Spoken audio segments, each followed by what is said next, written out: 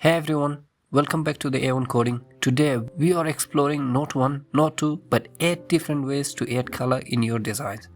By the end of this video, you will have a full color understanding to take your CSS to the next level. If you're ready, let's get started.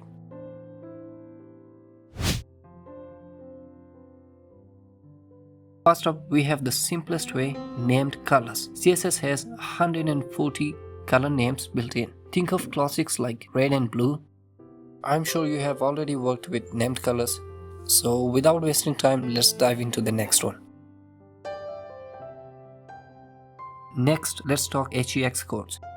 There are 6 character codes starting with a hashtag. The first 2 digits are red, the next 2 are green, and the last 2 are blue. All of these double digits, red, green, and blue, takes the value from 0 to F. 0 for the lowest intensity and F for the highest intensity. On to RGB values. Define colors with 3 numbers between 0 and 255. For example, RGB 0, 255, 0 gives the same green color as before.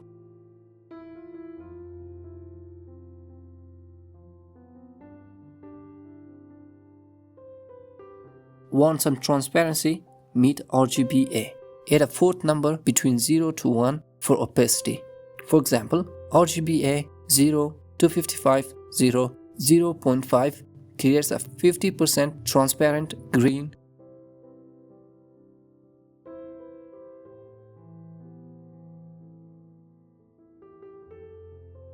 Number 5, we have HSL values.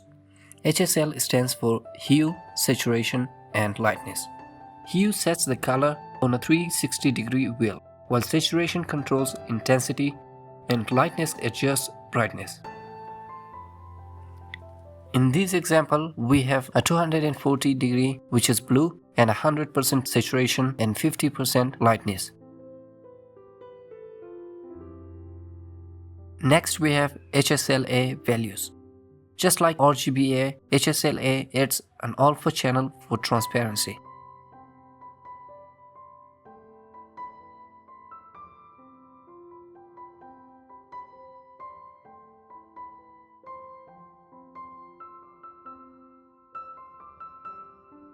On number 7, we have transparent keyword.